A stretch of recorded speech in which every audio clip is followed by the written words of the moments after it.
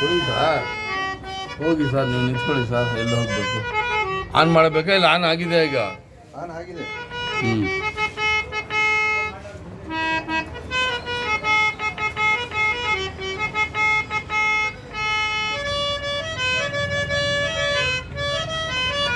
ಕಾಣಿಸ್ತದೆ ಇಬ್ರು? ಹಾಂ ಓಕೆನಾ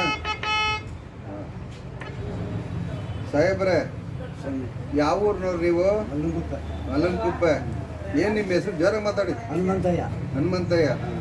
ಮಕ್ಕಳೇನು ಮಾಡ್ತವೆ? ಮಕ್ಕಳು ವ್ಯಾಪಾರ ಮಾಡ್ತವೆ. ಹಾಂ. ಯಾಕೆ ಹಿಂಗೆ ಮಾಡ್ತಿರಲ್ಲ ನೀವು? ಹೊಟ್ಟೆಪಾಡಿಗೆ. ಸರ್ಕಾರದಿಂದ ಏನು ಸಿಗ್ತಾ ಇಲ್ವ ನಿಮಗೆ? ಸರ್ಕಾರದಿಂದ ಏನು ಸಿಗ್ತಾ ಇಲ್ಲ ಸರ್ ನಮಗೆ. ನೋಡಿ ಸ್ನೇಹಿತರೆ, ನನ್ನ ಹೆಸರು AC ಚೆನ್ನಪ್ಪ ಅಂತೇಳಿ. ನಾನು ಒಂದು ಶಾಲೆಯಲ್ಲಿ ಶಿಕ್ಷಕನಾಗಿ ನಿವೃತ್ತಿ ಹೊಂದು ಇದ್ದೀನಿ. ಈಗ ನೋಡಿ, ಇಂಥವರು ತುಂಬ ಏನು ಸರ್ಕಾರದ ಒಂದು ಯಾವ ಸೌಲಭ್ಯನೂ ಇವ್ರಿಗೆ ಇಲ್ಲ.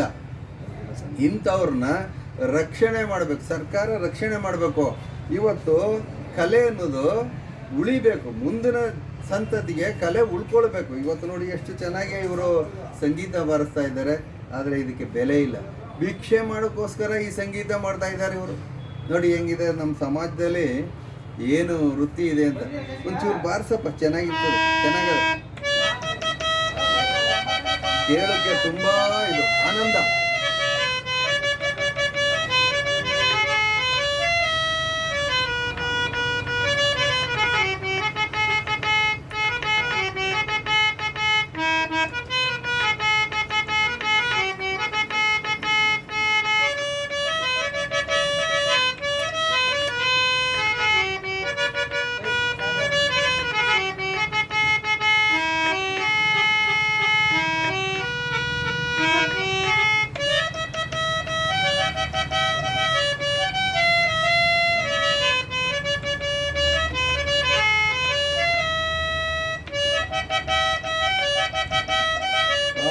Good very good.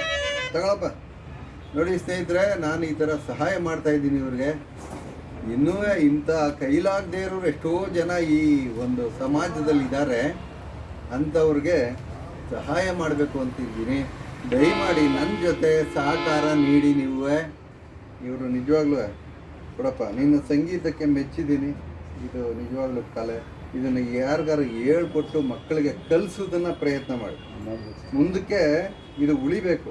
ಅರ್ಥ ಆಯ್ತಾ? ಮಕ್ಕಳಿಗೂ ನಿಮ್ಮ ಮಕ್ಕಳಿಗೆ ಕಲಿಸಿ ಫಸ್ಟು, ಆಮೇಲೆ ಹೇಳಿ ಅದನ್ನು ಕಲಿಸಿ. ಈ ಥರ ಭಿಕ್ಷಕನಾಗಿ ಕಳಿಸ್ಬೇಡಿ. ಇದು ಬೇಡ, ಈ ಕೆಲಸ ಮಾಡಬೇಡ.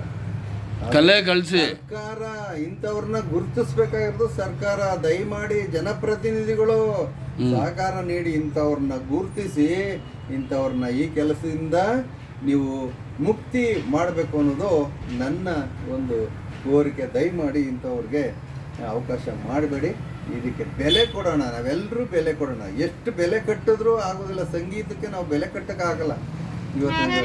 Thank you. Okay okay.